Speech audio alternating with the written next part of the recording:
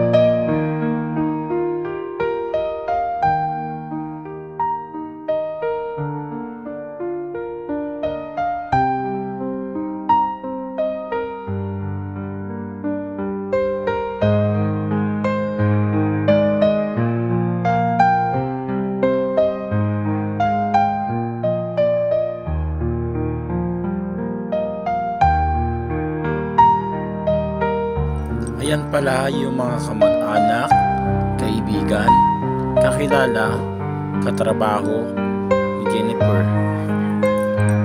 Diyan nakita-kita sila para makipaglamay sa aking pinsan. Tapos guys, diyan din tayo papasok mamaya para sa misa ni Father. Tara, pasok tayo, magmimisa na.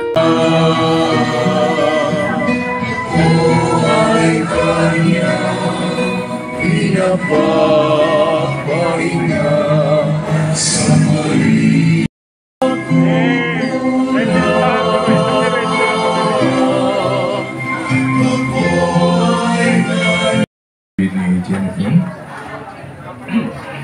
Kaya pinabot ng buong simbahan namin. Panginoong aking mahal, panalangin ko'y pahinga. Panginoong aking mahal, panalangin ko'y pahinga. Sa mga bigla sa sanlibutan si Pagkatapos na pinangayaan ay mga sa pagkas na bumas sa kanyang anak na ito ang binibigay.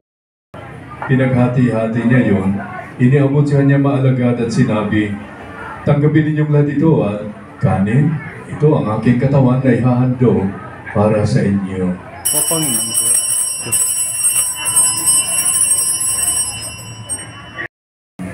Iniabot niya ang kalis sa kanyang maalagad at sinabi, tanggapin ninyong lahat ito at inumin. Ito ang kalis ng aking dugo, ng bago at walang hanggang tipan.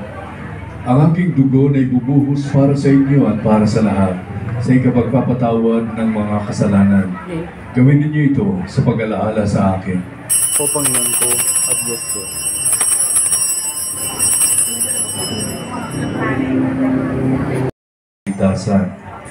Kami nagpapasalamat dahil kami yung binarapat na tumayo sa harap mo para maglingkod sa iyo. Isinasamo namin kami magsasalo-salo sa katawan at dugo ni Kristo ay mabuklod sa pagkakaisa sa pamamagitan ng Espiritu Santo. Ama, Kristo kasama niya at sa Kanya, ang lahat ng parangal at papuri ay sa iyo, Diyos amang makapangyarihan, kasama ng Espiritu Santo magpasawalang hanggan.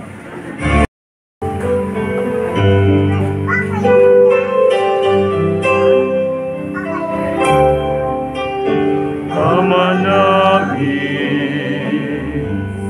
sumasalangit ka, sambahin ang ngalan mo, mapasa amin ang kaharian mo, sundin ang loob mo dito sa lupa, para lang sa langit. Bigyan mo kami ngayon ng aming kakanin. Sa araw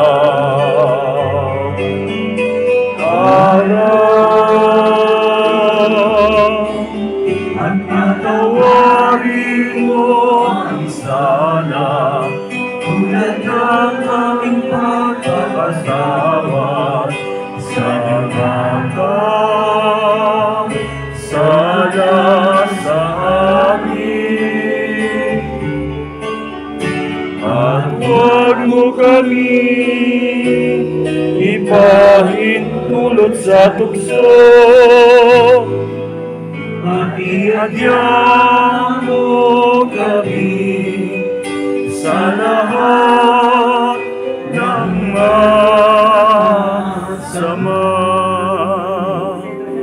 Samantalang aming pinananabikan na dakilang araw ng pagpapahayag ng tagapagligtas namin sa Yesu Cristo. Sa isa't isa. Shalom, shalom.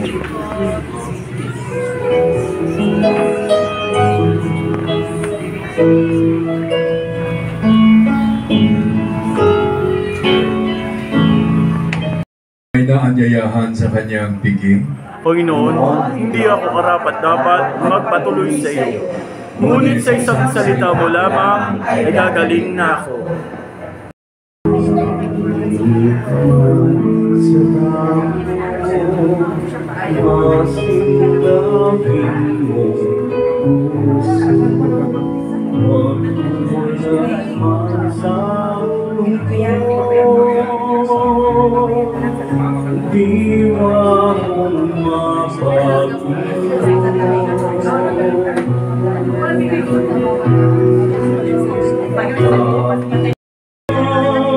Isang pananalig sa puso ko, sa iyong pagbabalik sa piling ko, puspos ng pagsuyo, manahimik at makinig ka, maging aking ulit.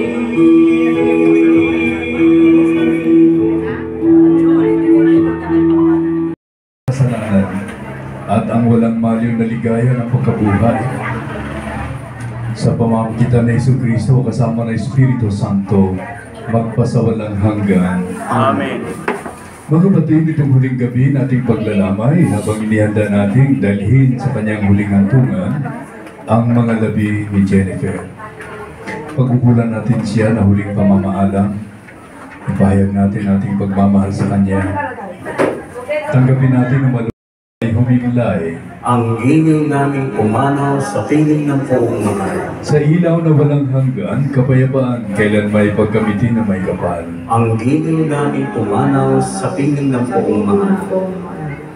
Ama naming mapagmahal, inihahabili namin sa iyo si Jennifer na pumanaw na sa buhay na ito. Huwag mo siyang pababayaan, pamalagiin mo siyang buhay sa iyong piling. Alang-alang siyang awa at pag-ibig, patawarin mo na sana ang kanyang mga pagkukulang o mga nagawang kasalanan. Manatili nawa siyang maligaya sa iyong piling kasama na iyong anak at na Espiritu Santo, magpasawalang hanggan. Amen. Jennifer, Ama at Anak at Espiritu Santo. Amen. At dito natapos ating pagdiriwang na banal na misa bilang pabaon para kay Jennifer. Para na rin sa atin patuloy na paglalakbay sa buhay. Taglay natin ang kapayapaan, pagpapala at pag-ibig ng Diyos. Salamat sa Diyos. Magsiupo muna. Susunod natin gagawin ay ang mga ritual ng ating simbahang Katoliko, kung saan ayan, pagbibisik ng banal na tubig, maganda na. So yan yung sinabi ng Panginoon 2,000 years ago. Pero noong 1950, sa pagdami ng o paglawak ng mga siyensya,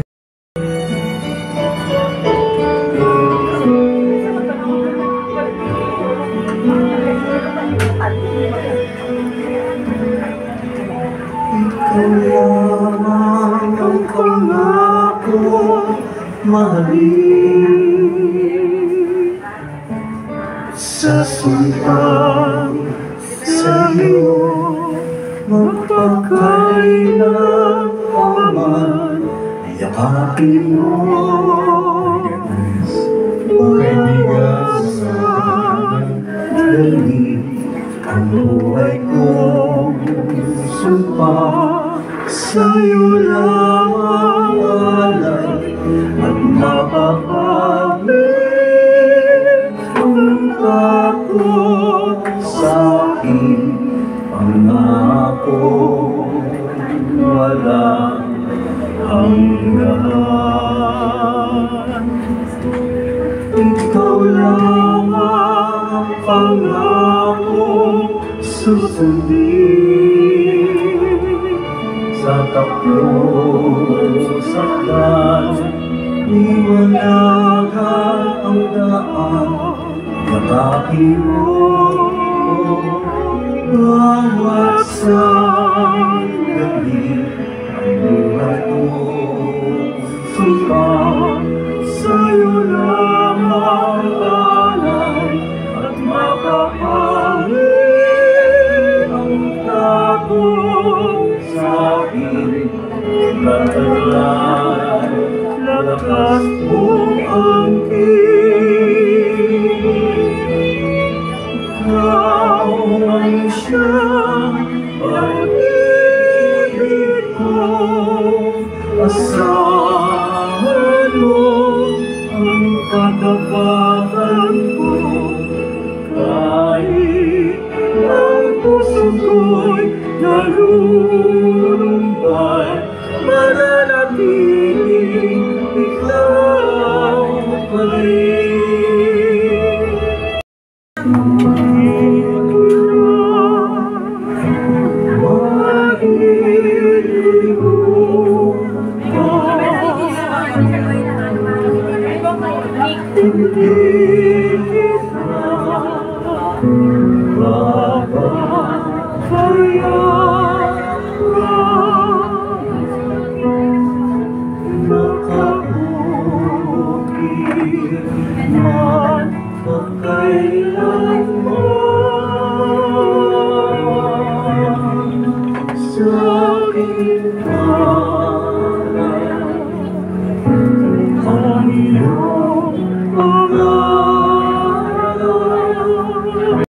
Tanong o pahayag na testimony kung ano na.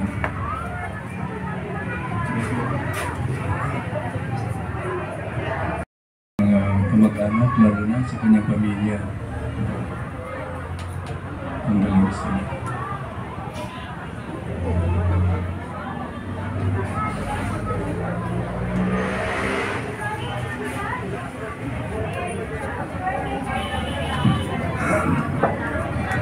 Ayan guys, dahil tapos na ang misa ni Father, labas na tayo para makita rin natin ang iba nating mga kamag-anak na lumuwas pa galing Pampanga at Quezon Province. Yan guys, nandiyan pala yung iba naming kamag-anak na nasa kanya-kanyang upuan kasi sa sobrang dami, doon na kami sa labas, umupo yung iba. Yun nga guys. Tapos makikita mo dyan guys, nandyan din yung kanyang asawa, kapatid na nag-aasikaso rin ng mga kamag-anak kakilala ni Jennifer. Yan guys, makikita mo dyan guys na kung gaano marami ang mga pumunta guys. Yan, dyan guys makikita mo, magpapaalam na sana ako dyan kaso lang sabi makinig muna ako kasi magsasalita ang aming tito. Yan, magsasalita dyan ang aking tito, tapos mamaya-maya magpapaalam na ako para umuwi. Ako po siya, no, nung siya po'y maliit pa, talagang cute, no?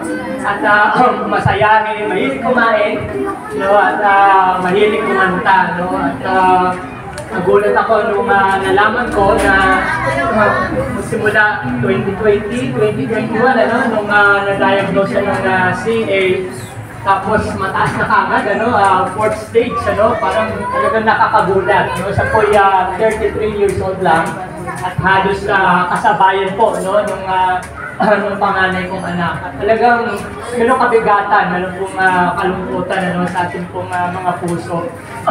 Bagamat nandun po yung pagkilala natin na ang Diyos po higit sa lahat yung may hawak ng buhay, pero nandun din po yung realidad na natin ay madalas yung nararanasan po natin nauuna yung magulang o kaya nauuna po yung asawa, no? Pero yung anak ay medyo mas madalang po.